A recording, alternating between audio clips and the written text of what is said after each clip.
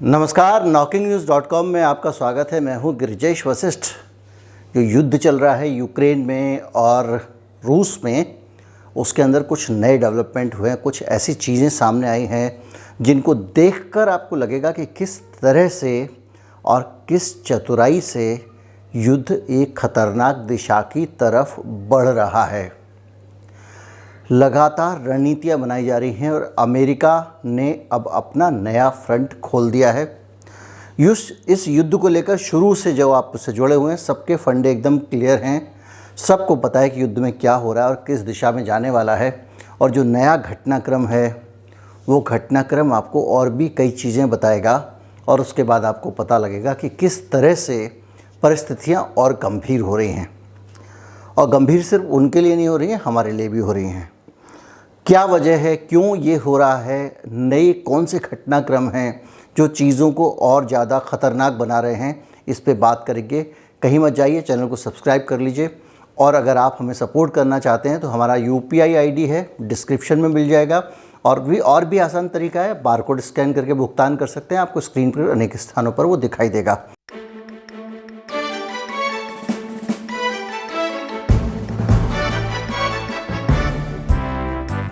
एक emergency meeting हुई थी नाटो की अभी हाल में, जिसमें हिस्सा लेने के लिए बाइडन आए थे। और बाइडन ने जो बहुत सारे बयानात दिए हैं इसको लेकर, उनमें से एक बड़ा अहम बयान है और वो बयान नाटो की जो भविष्य की स्ट्रेटजी है उसकी तरफ इशारा करता है।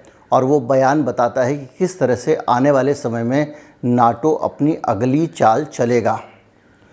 बयान ये है कि अगर रूस रासायनिक हथियारों का इस्तेमाल करता है तो नाटो युद्ध में कूद पड़ेगा। यानी वो सीधे सीधे अब ये कह रहा है कि नाटो के युद्ध में कूदने का समय आ गया है।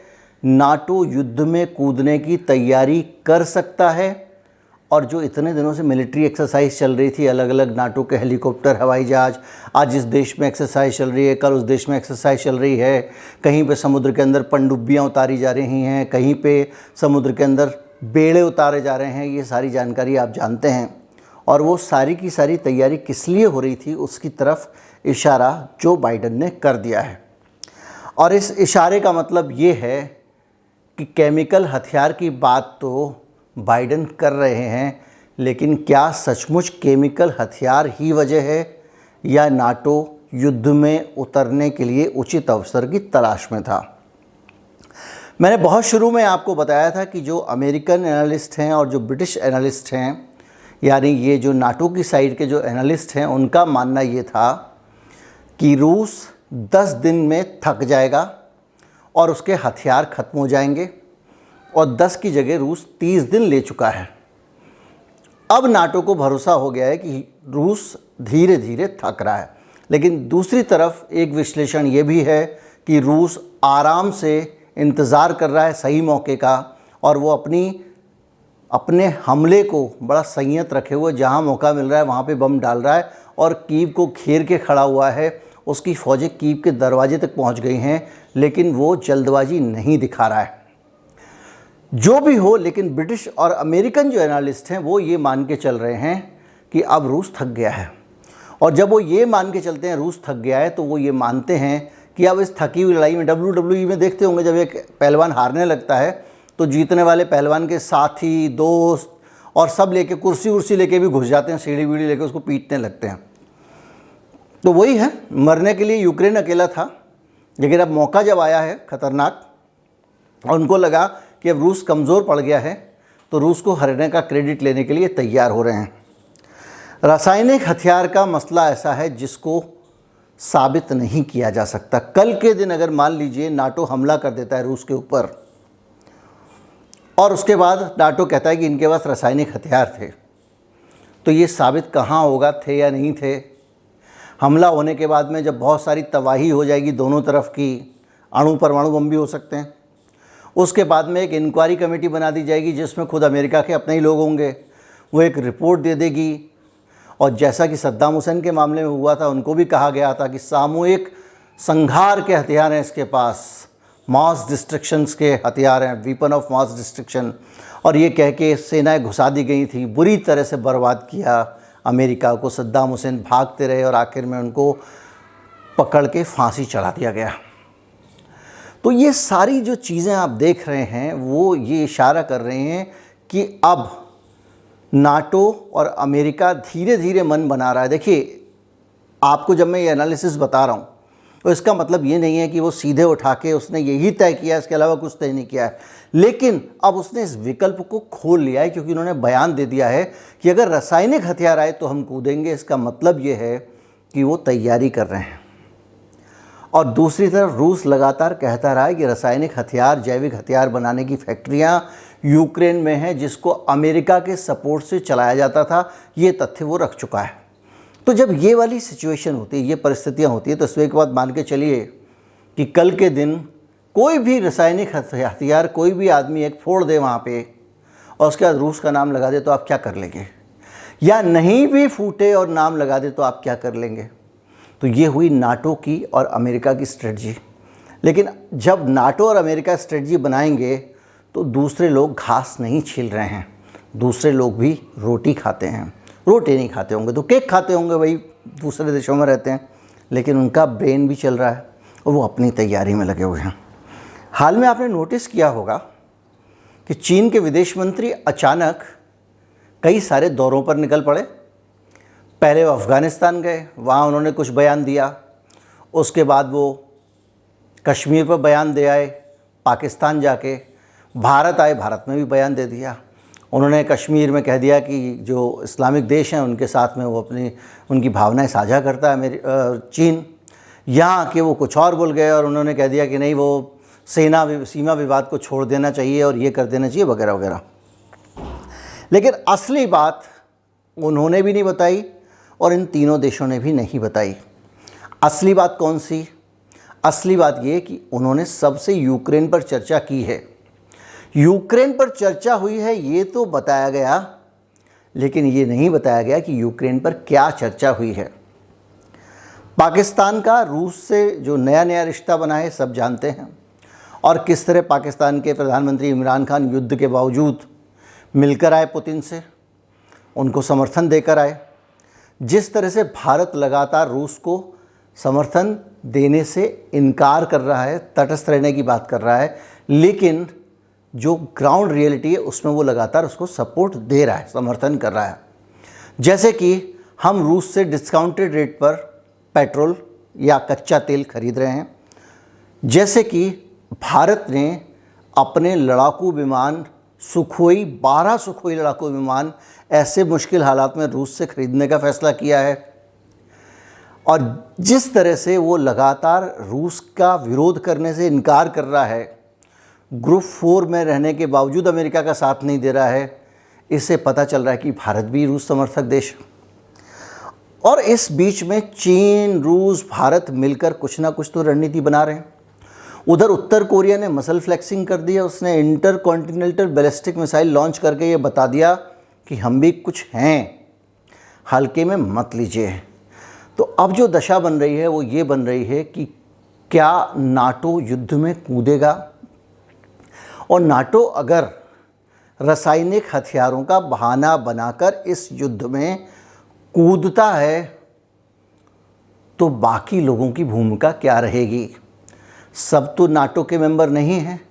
ऐसी स्थिति में चीन भी है, भारत भी है, और पाकिस्तान भी है, और उत्तर कोरिया भी है, इसके अलावा ईरान भी है, इसके अलावा और भी देश हैं, इंडोनेशिया भी है। ये सब लोग अभी अपने पत्ते इन्होंने खोले नहीं हैं।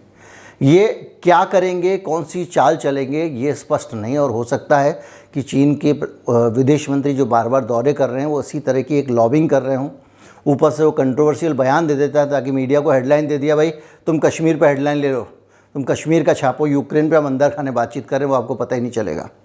अगर वो सनसनीखेज बयान ना दें तो फिर आदमी कहेगा यूक्रेन पे कोई फैसला नहीं हुआ, यूक्रेन पे बातचीत हुई लेकिन गुप्त रखी गई है, तो इसलिए वो एक हेडलाइन दे देते हैं, ये लो सनसनीखेज बयान दे दिया, इसको हेडलाइन छापो, मीडिया उसमें बिजी है, और पीछे से अलग रणनीति बन रही है। ये एक सब चलता रहता है। ये कहलाती है युद्ध की कला, आर्ट ऑफ वॉर। पहले दुश्मन को थक जाने दो और जब दुश्मन थक जाए, उसकी ऊर्जा कम हो जाए, तब उस पर हमला करो। अमेरिका की रणनीति यही है। किताब हाल ही में, किताब मतलब ऑडियो बुक, मैंने कुक्कू एफएम पर देखी थी, द आर्ट ऑफ वार, युद्ध कौशल। इस किताब में बहुत सारे युद्ध के तरीके बताए गए हैं। अगर आप किसी युद्ध के पीछे के दिमाग क्या होंगे, उसकी रणनीति क्या होगी, इसका अंदाज़ा लगाना चाहें तो ये किताब काफ़ी मदद कर सकती है।